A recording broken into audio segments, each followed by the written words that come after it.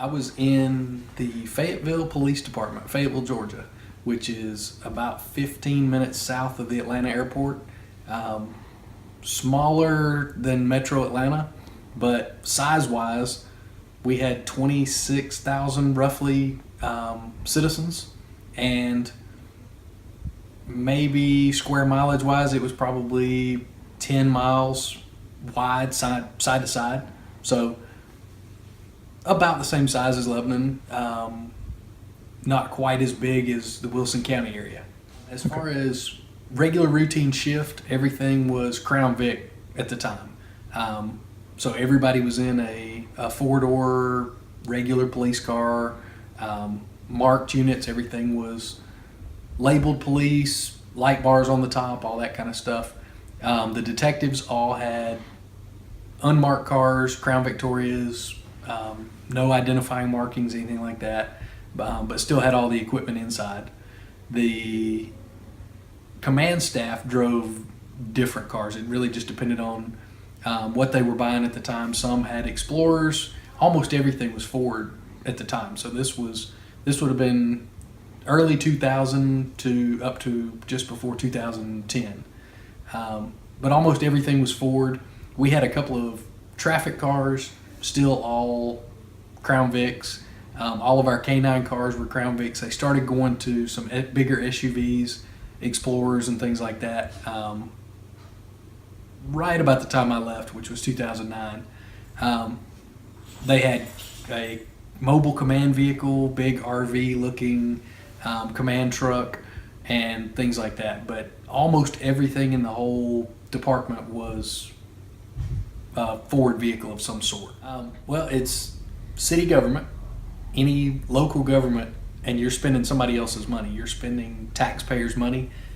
Lots and lots of scrutiny, lots and lots of oversight, and you have to justify how you're spending taxpayers' money. So by no means did we have the best of the best equipment, but we didn't have garbage either. It was more of a what can you get the most bang for your buck.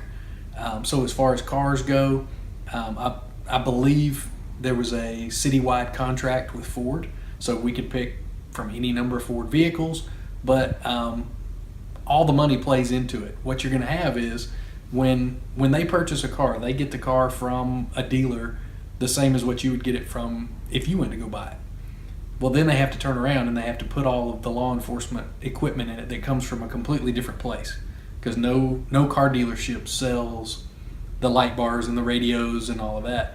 So you would spend $32,000 on a stock car and then turn around and take it down and have all the bells and whistles put into it for probably another $20,000 to $30,000. You're almost doubling the cost of the car. There's a large expense that goes into customizing the cars after the fact,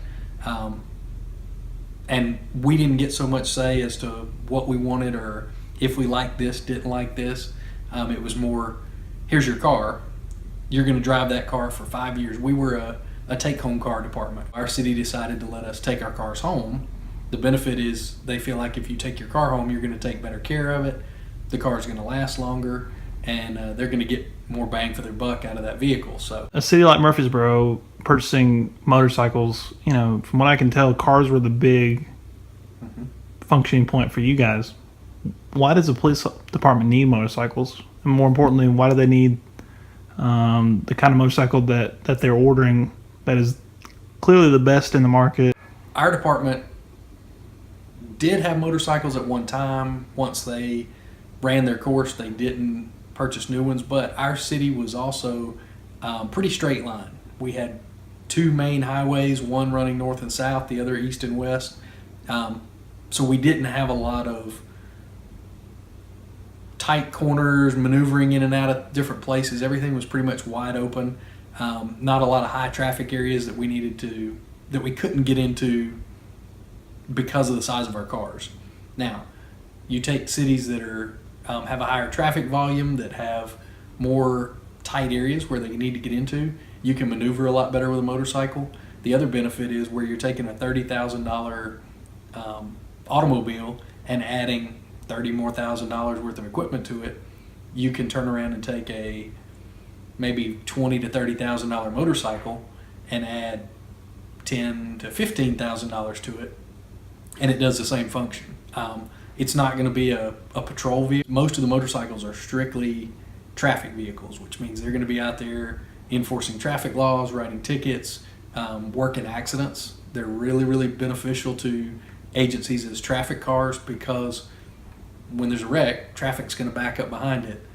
You can't get a car through the traffic to get to the wreck, whereas a motorcycle can kind of weave in and out of traffic and get there to take care of that. We never had any input on what we got, but they were looking at not only how much did it cost, because they're spending somebody else's money, but they're also looking at durability. Is it going to be something that lasts long enough for them to get their money out of it? It could be a maintenance deal where whatever company they get it from agree to also service the vehicles. It could be all the aftermarket parts where they say, well, we know that we want to put this, and this on this motorcycle, and they only make it for these types of motorcycles. Overall, do you believe motorcycles are a benefit to police forces, especially police forces in cities like Murfreesboro? I would think so. You would have to look at what your city is going to do and kind of collect a little bit of data. Say, are you having issues with responding to calls in a timely manner because of the types of vehicles you have?